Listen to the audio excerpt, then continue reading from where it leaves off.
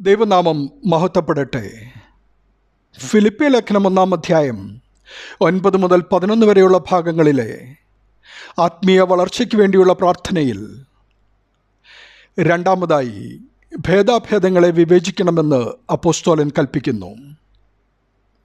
നമ്മുടെ ഗുണത്തിനല്ലാത്തവയെ തിരിച്ചറിഞ്ഞുപേക്ഷിക്കുന്ന വിവേകത്തിലൂടെ കർത്താവിൻ്റെ രണ്ടാമത്തെ വരവിനെ ലക്ഷ്യമാക്കിക്കൊണ്ട് വളരണമെന്നാണ് അപ്പോസ്തലൻ ഉപദേശിക്കുന്നത്.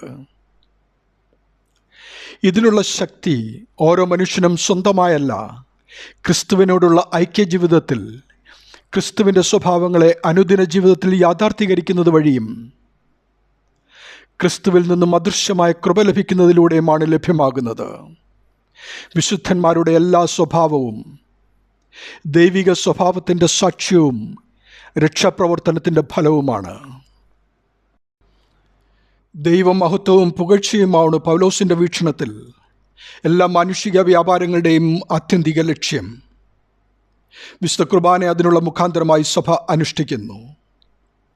തന്മൂലം സകലത്തിലും ബഹുമാനവും വന്യവുമായ നിൻ്റെ നാമവും ഞങ്ങളുടെ കർത്താവായ യേശു മിശിഹായുടെയും നിൻ്റെ പരിശുദ്ധ റൂഹായുടെയും നാമങ്ങളും സകലത്തിലും എന്ന പോലെ ഈ വിശുദ്ധ കുർബാന വഴിയായി മഹത്വീകരിക്കപ്പെടുകയും പുകഴ്ത്തപ്പെടുകയും ചെയ്യുവാനിടയാകണമേ എന്ന് ഉള്ള പ്രാർത്ഥന ഇത് വ്യക്തമാക്കുന്നു.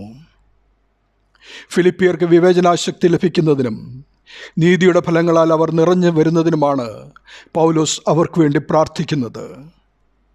വിവേകവും പരിജ്ഞാനവും മനുഷ്യനിൽ വർദ്ധിച്ചു വരുന്നതിനുള്ള പ്രചോദന കേന്ദ്രം സ്നേഹമാണെന്ന് പൗലോസ് വെളിപ്പെടുത്തുന്നു. വികാരങ്ങളുടെ വേലിയേറ്റത്തിൽ നിലം പതിക്കാതെ വിവേകത്തോടെ അതിനെ നിയന്ത്രണ വിധേയമാക്കുന്നതിന് സ്വാർത്ഥരഹിതമായ സ്നേഹത്തിൽ മാത്രമേ സാധിക്കൂ. വിവേകപൂർവ്വം ചിന്തിക്കുകയും സംസാരിക്കുകയും പ്രവർത്തിക്കുകയും ചെയ്യുന്നവനാണല്ലോ യഥാർത്ഥ ജ്ഞാനി.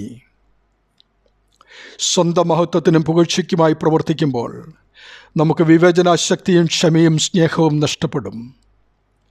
ഈ വിവേചനാത്മക സ്നേഹത്തിൻ്റെ ഫലം ഉത്തമമായതിനെ അംഗീകരിക്കാനുള്ള കഴിവാണ്. ജീവിതത്തിലെ സങ്കീർണതകളിലൂടെ കടന്നു പോകുന്ന യാഥാർത്ഥ്യത്തിൽ നല്ലത് എന്താണെന്ന് തിരഞ്ഞെടുക്കുവാൻ വിശ്വാസികളെ സഹായിക്കുന്ന ഒരു ധാർമ്മിക കോമ്പസ് അല്ലെങ്കിൽ ധാർമ്മിക തന്ത്രം വികസിപ്പിക്കുന്നതിനെയാണ് ഇത് സൂചിപ്പിക്കുന്നത്. ക്രിസ്തുവിൻ്റെ മടങ്ങിവരവ് വരെ അവരെ ശുദ്ധവരും കുറ്റമറ്റവരുമായി ജീവിക്കുവാൻ അവർക്ക് സാധിക്കും.